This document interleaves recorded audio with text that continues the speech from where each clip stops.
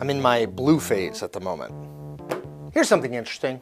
Donald Trump wants to make one thing very clear. Special counsel Robert Mueller's probe into Russian interference in the 2016 presidential election isn't just a hoax or a witch hunt, but it's actually illegal. Quote, "The illegal Mueller witch hunt continues in search of a crime," Trump tweeted over the weekend. "There was never collusion with Russia except by the Clinton campaign. So the 17 angry Democrats are looking at anything they can find. Very unfair and bad for the country. Also, not allowed under the law." Now that tweet is far from an isolated incident. Back in August, Trump tweeted this. "This is an illegally brought rigged witch hunt run by people who are totally corrupt and or conflicted. It was started and paid for by crooked Hillary and the Democrats. Phony dossier, FISA disgrace, and so many lying and dishonest people already fired. 17 angry Dems? Stay tuned."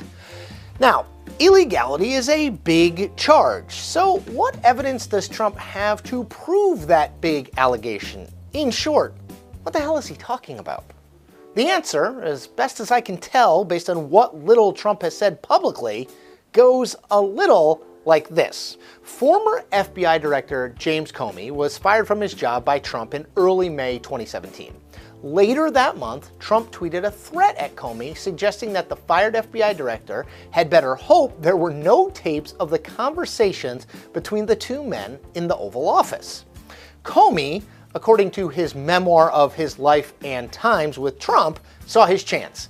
He asked a friend to leak a memo he had written to himself after a meeting with the president in February 2017, a meeting in which, according to Comey, the president asked him to lay off the investigation of former National Security Advisor Michael Flynn. Now, worth noting, Donald Trump has repeatedly insisted he never said anything close to that to Comey.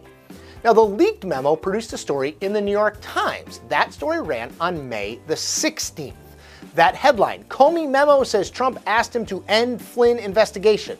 The next day, the Justice Department announced that it was appointing Mueller to lead a special counsel probe into the 2016 election, the role Russia played, and whether or not anyone in the Trump campaign colluded with the Russians. What's illegal there? Well, according to Trump, Comey authorized the leak of classified information in the memo that went to the Times. And that is a crime from Trump's viewpoint. So, a crime was committed by Comey, and that crime triggered the special counsel probe. See where we're going? It's all illegal. Except, well, almost certainly not. Trump's entire charge of illegality hangs on the fact that the February memo that Comey helped to leak in May contained classified information. But Comey has testified under oath that it didn't. Now, in testimony in front of the Senate Intelligence Committee in June, Comey made clear that he purposely wrote up the February 14th meeting, happy Valentine's Day by the way, without including classified information so that it could be discussed and shared in ways that a classified memo could not be. Explained Comey at the time. You have to be very careful about how you handle it for good reason. So my thinking was if I write it in such a way that I don't include anything that would trigger a classification, that'll make it easier for us to discuss within the FBI and the government and to hold on to it in a way that makes it accessible to us. Now, it's possible that this all began with a mix-up. We know Comey wrote 7 memos during his time as FBI director. They were documenting behaviors from or conversations with Trump that he deemed highly unusual, problematic, or a little bit of both. Of those 7 memos, 4 contained secret or classified information, which means that 3 did not. That's called math. According to Comey, the February memo that he authorized to be leaked was one of those 3 that didn't have any classified information in it. So there's that. Now, in order to believe that the leaked February memo contained classified information, you also have to believe Comey lied under oath, repeatedly. While the Comey leaking appears to be at the heart of Trump's charges that this whole special counsel probe is illegal, the president and his lead lawyer, a guy named Rudy Giuliani, have also suggested that Mueller has exceeded the bounds of his mandate from the Justice Department.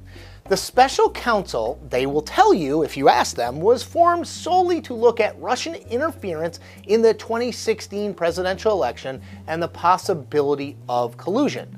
So why then did Mueller's team prosecute Paul Manafort, the Trump campaign chairman, for crimes committed years prior to his time with Trump? Side note, Manafort cut a cooperation plea deal last week, perhaps the biggest development in the Mueller special probe to date. Why, they'll ask, was Michael Cohen, Trump's former personal lawyer, investigated if he had no formal role in the 2016 campaign? Double side note, Cohen pleaded guilty to 8 criminal counts just last month. Quote, once again, an investigation is concluded with a plea having nothing to do with President Trump or the Trump campaign, Giuliani said when the Manafort plea deal was announced. Again, though, this line of attack runs into a stubborn little thing we like to call facts. Go back to the May 17th press release from Deputy Attorney General Rod Rosenstein that established Mueller as special counsel. It's only 1 page long. You can read it in under a minute. Now, if you or President Donald John Trump did read it, you'd find these lines that I'm going to quote directly.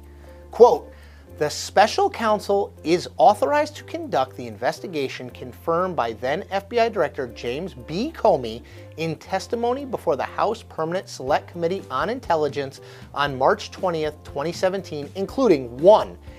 Any links and or coordination between the Russian government and individuals associated with the campaign of President Donald Trump, and 2. Any matters that arose or may arise directly from the investigation, and 3.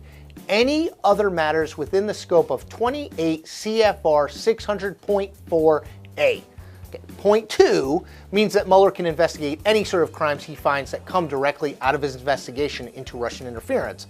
Point 3, the one with all the abbreviations and numbers, refers to the Code of Federal Regulations that grants Mueller the power to pursue perjury or obstruction of justice that might arise from the investigation itself. Sidebar, several judges, including a Trump-appointed one last month, have dismissed attempts by Manafort and others to have charges thrown out under the pretense that Mueller exceeded his statutory authority. He didn't. There's just no way what Mueller is doing is illegal. And again, unless Comey lied under oath about whether the leaked memo contained classified information, there's zero truth to Trump's claim that the whole investigation is somehow illegal. And yet, the President of the United States keeps saying just that. Why?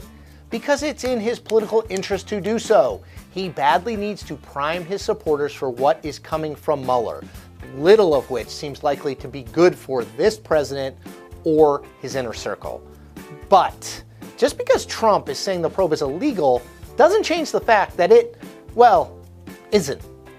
And that is the point.